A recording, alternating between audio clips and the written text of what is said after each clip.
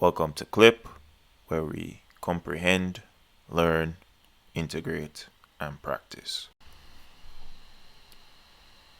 Welcome back to part 2 of assignment statements. In this lesson, I'm going to show you how to perform a calculation utilizing assignment statements. As you can see, I have the title of the program. I've also gained access to the CRT functions.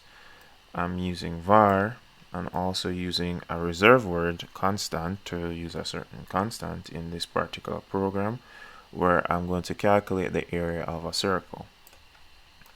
Alright, so to declare my variable, I'm going to put in the radius along with the area, and I'm going to set the data type to real. Constant is going to be a little different because we have a certain value that's always going to remain the same, and this is going to be pi. So when it comes to using constants, you need to not use the colon here in this case. All you need to do is specify the location, which is pi, equal, and then state or put in the text or number that you're going to be using. So in this case, we know that pi is going to be 3.142, and I'll just close it off with a semicolon.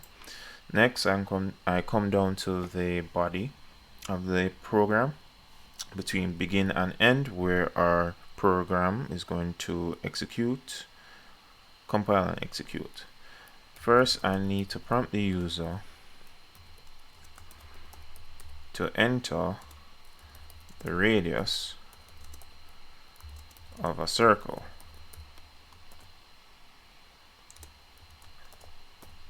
followed by read line, which will allow the user to enter that radius of that particular circle. Next, I'm going to perform this necessary calculations using an assignment statement.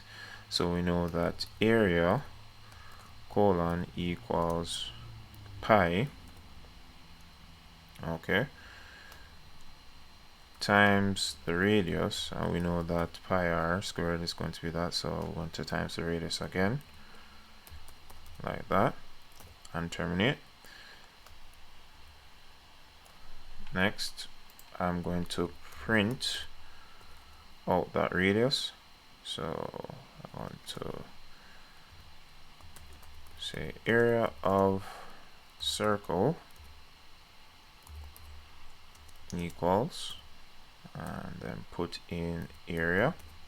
And remember, we're dealing with real, so we need to specify how many decimal places that we're going to utilize here. So we say colon 0 colon 1. I just set it to 1 decimal place, and then close bracket and terminate that line. And I'm going to put in a read key. You could use a read line, but it's easier for me to use a read key. Alright, there seems to be no other errors that I can identify, so I'm just going to compile, see if the Pascal program sees any errors.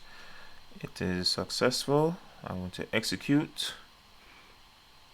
Okay, I'm going to enter the radius, so let's say the radius is 10.5, and we get the area of the circle as 346.4, and that is it. See you in the next lesson.